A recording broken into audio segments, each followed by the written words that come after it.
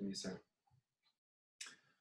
Hi, Up Nairobi fans. Rand here. I'm with Bright Shitemi from Mental 360, and we're going to talk about mental health in the time of coronavirus. Hi, Bright.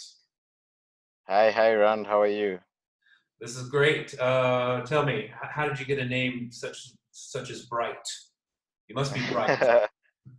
Yeah. So I was supposed to be called William actually, but then my father insisted on me being called Bright, and so why? Maybe because I had a bright smile, but I grew up knowing myself as Bright, and yeah, thankfully, I hope to live up to the name. So you work with an organization called Mental 360. Tell us a little bit about that and what you do for Mental 360. So I'm the founder and executive director of Mentor 360, which is a youth-led, help I look youthful, youth-focused organization that promotes mental health by raising awareness, providing affordable and holistic therapy solutions to young people, and advocacy.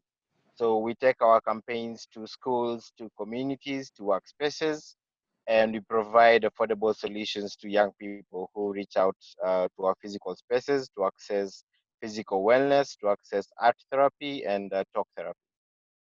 So how does it work exactly? You have a call-in helpline as well?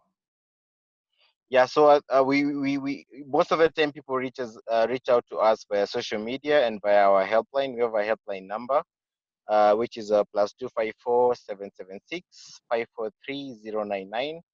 That someone can call and first get psychological first aid, so that's free. And then after that, you get linked to a mental health professional.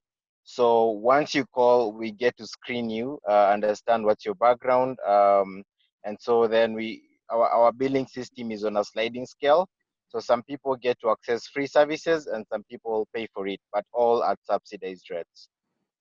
Okay, that's great. I'm sure it's a great service, particularly now. Can you tell me a bit about how you see the mental health community coping under the stress of coronavirus?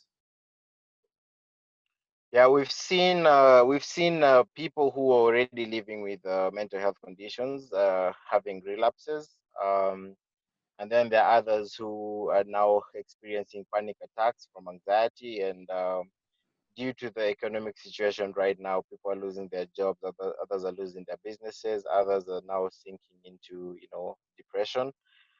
So we are seeing these issues coming up. Other issues we are seeing now with people being enclosed are gender-based violence issues or domestic violence and substance abuse. So those are some of the issues we've been observing at this moment. You're seeing an increase in domestic violence and substance abuse issues. Can you Yes. describe that in numbers or a percentage of increase or? So what we have, what we monitor through our intake forms. So when people call in, they get to sign in on an intake form and give a background of what they're going through. And so in terms of statistics, I'd say issues. Let me talk on anxiety because it's the most common that has come up. I'd say issues of anxiety have gone up from what we've seen from our by 150%. So about 60% of the calls we are getting in are people who are battling anxiety, who are now experiencing panic attacks. So that's the huge number of cases we are seeing anxiety issues. The other issue we are seeing, I said earlier, was depression and substance abuse.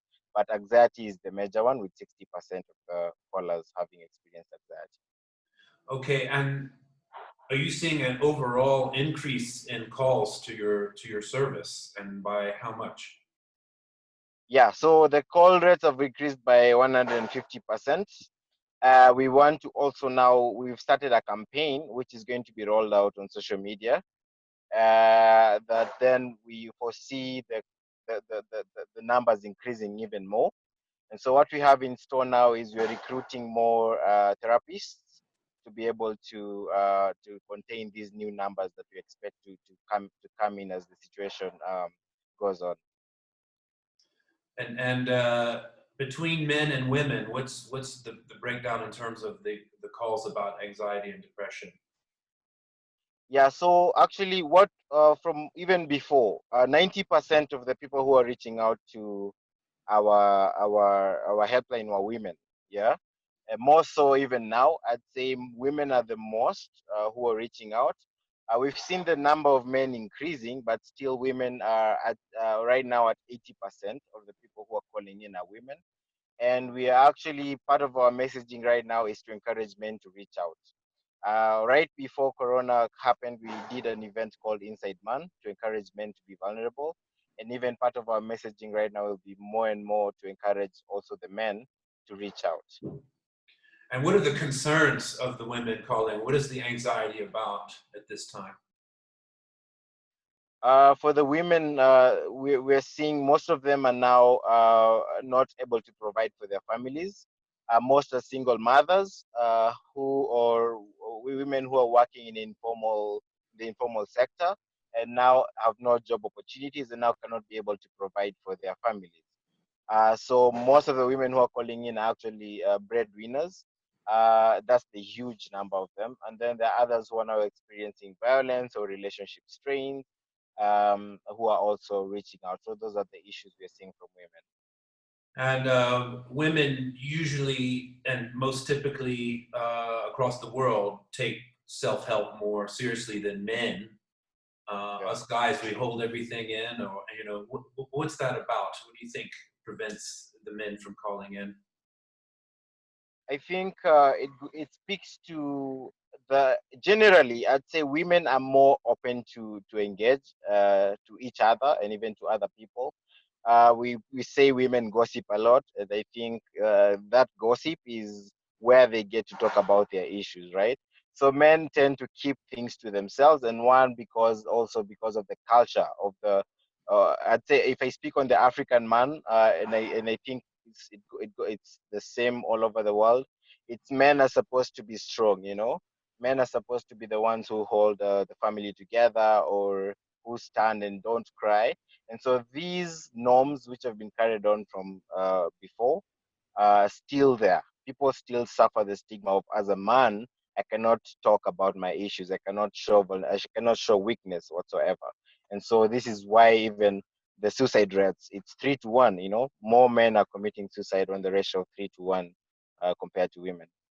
And are you getting more calls about suicide? Is there an increase of calls with regard to that? Yeah, so we have a lot of suicide ideation, even with people who are experiencing panic attacks and depression. Most of them will say, okay, I've been thinking about suicide. I've been thinking about suicide.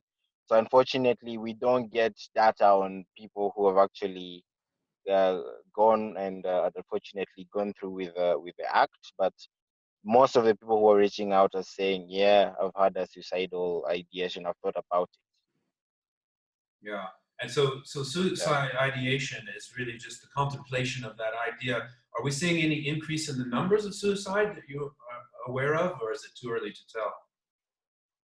So I'd say it's hard to tell because even in our country at this moment, we're very poor with data. And again, because of the stigma, many people who die by suicide, these records never get to the official records. Why? Because the families themselves don't want to report it as a suicide. Yeah. So they'll blame it on something else. So it's very hard to track the numbers of people who are ending their lives through suicide. And for us, because we are in the business of helping people, we don't really get to know who actually went through with a suicide. We only get to know those who have attempted or are thinking about it. So that's what we know from our side.